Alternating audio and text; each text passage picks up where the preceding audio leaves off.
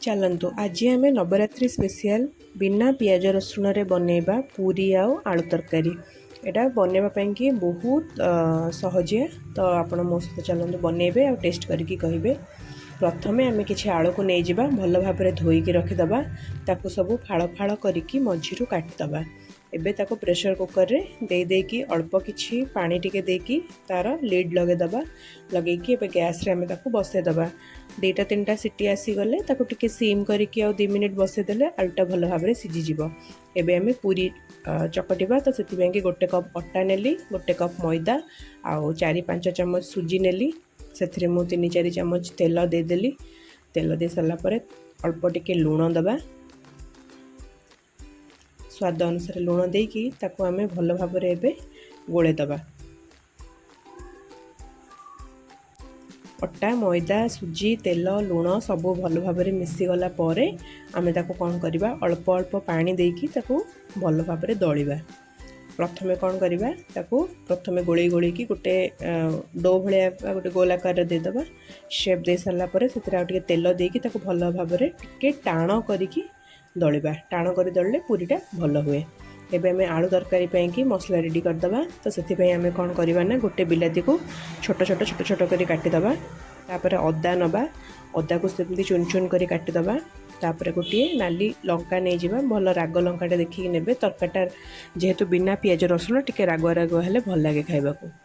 आउ से आमे कौन करवा ना 2 चामच भाया धनिया चामच देदबा। छोट चामच मु नहीं आपण बड़ चामच नेले 1 चामच देबे। आउ 1 चामच जीरा गुंड अल्प पानी देकी ताको आमे भल भाव कौन करवा ना एबे ग्राइंड करदबा।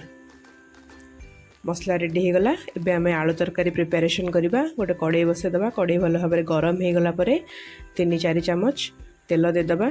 तेल भल तातिला परे से गोटे सुखला लंका फुटेदबा। सुखला लंका टिके फुटीगला परे से आमे कौन करवा ना 1/2 चामच भाया जीरा देदबा। जीरा फुटीगला परे आमे जो मसला बाटिकी रखिथिले ताकू देदबा। मसलाटा को टिके घांटी दबा। ताधरे से आमे कौन करवा 1/2 चामच लंका गुंड पकेदबा। एटा कश्मीरी लाल मिर्च अच्छी राग लंका गुंड नौनी कारण से कंचा लंकाटा राग थिला। आउ से टिके हलदी गुंड धनिया गुंड करी पाउडर एतिकी पकेदबा।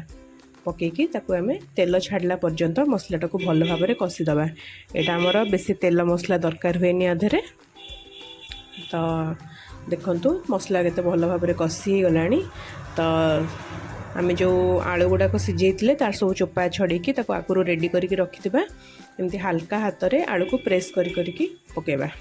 मसला टिके पानी देदेली। टिके फुटी आसला परे से आमे कसूरी मेथी पकेदबा।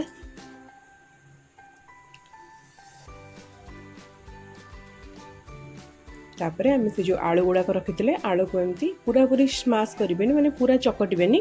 अल्प अल्प भांगी भांगी की से गुड़ाक सब पकेदेबे।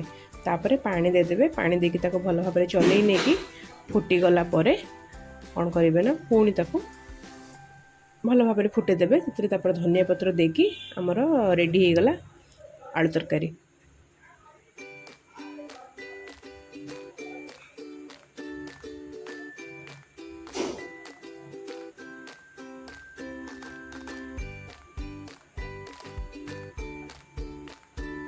तो आलू तरकारी हो गला परे आमे एबे नेक्स्ट प्रोसेस को जिबा। देखंतु आलू तरकारीटा केते टेम्पटिंग देखाउची बहुत भल भी देखाउची। खूब कम तेल रे करची आ भल लागिवो। एटा व्रत समय रे आपन को बेसी माने हेवी फील हबनी। तो चलो तबे आमे पूरी बनेबा। फर्स्ट आमे कोन करबा ना टिके तेल देकी ताको भल भाव हल्का हाथ रे प्रेस करिकी बेली दबा। एई भली वे रे आमे ताको बेलिबा।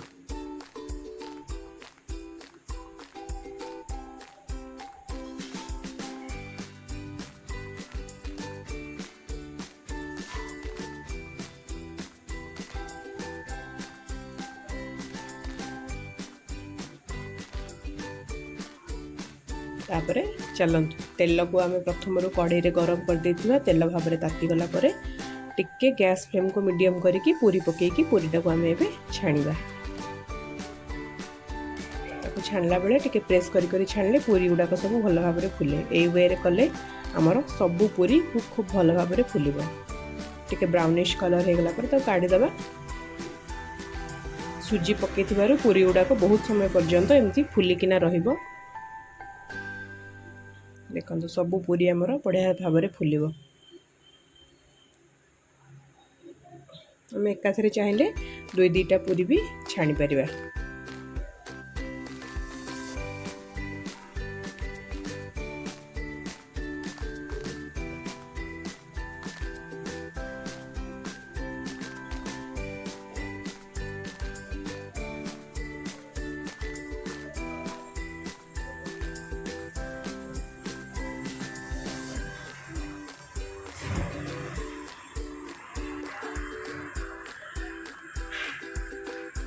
हमार पूरी गुड़ा सब रेडी हो गला।